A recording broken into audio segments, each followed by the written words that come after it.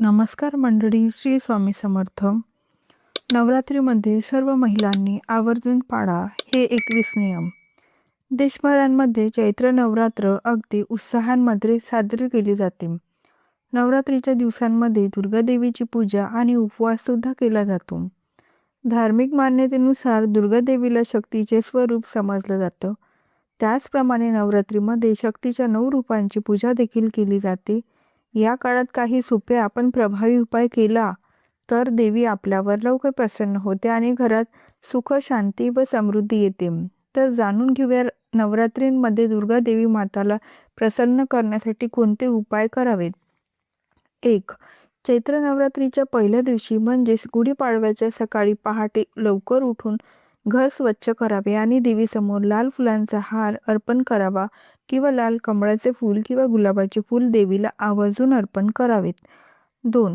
नवरात्रीमध्ये दररोज देवीचे नामस्मरण आणि प्रार्थना करा.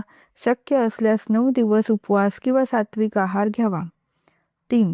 दररोज सकाळी स्नानानंतर देवीसमोर शुद्ध तुपाचा दिवा लावा. यामुळे घरात शांती आणि सकारात्मक ऊर्जा राहते. तसेच देवीजवळ 9 दिवस अखंड दिवा आवर्जून लावा.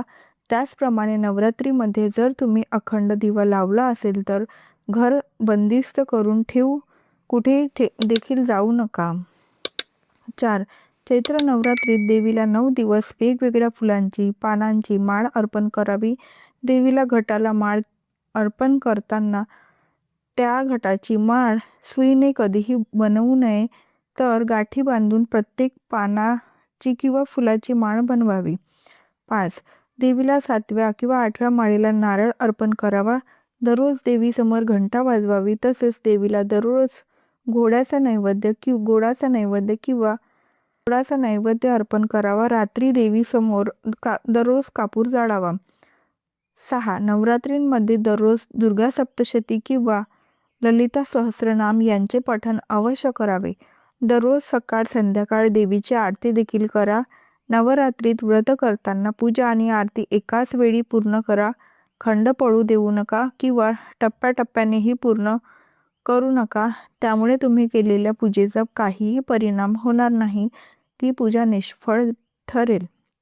दुर्गा देवीच्या पूजेनंतर आरती न विसरता जरूर करावी. पूजेमध्ये काही जर त्रुटी राहिल्या असतील तर त्या आरतीतून पूर्ण होतात. 7. नवरात्रीच्या काळात दररोज 11 वेळा दुर्गा गायत्री मंत्र आवर्जून जप करावा. 8. उपवासाच्या काळात नवरात्रीमध्ये दररोज एका गरजू व्यक्तीला अन्नदान अवश्य करा. तसेच दररोज गूळ फुटाणे किंवा हिरवा चारा गायीला खाऊ घाला. 9. धार्मिक मान्यतेनुसार नवरात्रीमध्ये 9 मुलींची पूजा करण्याचा नियम आहे, पण किमान 3 मुलींची पूजा सुद्धा करू शकता. ज्योतिषशास्त्रानुसार महाअष्टमीच्या दिवशी हा उपाय केल्यास तुमच्या सर्व इच्छा पूर्ण होतील. 10. अष्टमीच्या दिवशी कन्या पूजेला खास महत्त्व आहे. या दिवशी 9 मुलींची पूजा केल्यानंतर त्यांना एक भेट वस्तू द्यावी. यामुळे दुर्गादेवी प्रसन्न होऊन आपल्या सर्व इच्छा आकांक्षा पूर्ण करतात. 11. नवरात्रीमध्ये देवीची पूजा करताना सुवासिनीने हातात हिरव्या बांगड्या आवर्जून घालूनच पूजा करावी. तसेच देवीला नेहमी स्वच्छ आणि फ्रेश ताजीतवानी फुले अर्पण करावी. 12. नवरात्रीमध्ये चालीसा मंत्र किंवा दुर्गा सप्तशती वाचत असाल तर वाचताना बोलण्याची किंवा उठण्याची चूक करू नका. यामुळे तुमची नकारात्मक शक्ती पाठाच्या फळ काढून घेत असते. 13. घरात सुख शांती टिकून राहण्यासाठी अष्टमीच्या दिवशी तुळशीच्या रोपाजवळ 9 दिवे लावावे आणि प्रदक्षिणा घालावी. यामुळे घरातील सर्व नकारात्मक ऊर्जा दूर होते. 14. नवरात्रीमध्ये व्रत करणाऱ्या व्यक्तीने चामड्याच्या चपला किंवा चामड्याच्या वस्तू वापरू नये, जसे की बेल्ट, पर्स, बॅग, चप्पल, शूज यासारख्या इतर गोष्टी वापरणे शक्यतो टाळावे. 15. नवरात्रीमध्ये व्रत करणाऱ्या महिलांनी 9 दिवस लिंबू तोडू नये किंवा लिंबू कापू नये. 16. नवरात्रीमध्ये कन्यापूजनाला फार महत्त्व आहे.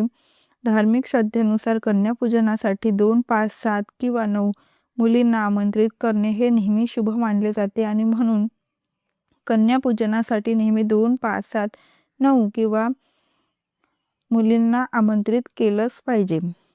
17. नवरात्रीमध्ये बूट चप्पल घालून पूजास्थळी जाऊ नये, तसेच घरांमध्ये झाडू उभा ठेवू नये. 18. नवरात्रीच्या उपवासात 9 दिवस अन्नांमध्ये धान्य आणि मिठाचे सेवन अजिबात करू नये. याशिवाय तुम्ही संध्या मिठाचा वापर करू शकता. 19. विष्णू पुराणानुसार नवरात्रीच्या व्रतांमध्ये दिवसा झोपणे वर्ज्य आहे, त्यामुळे घरांमध्ये अळसाचं वातावरण निर्माण होते.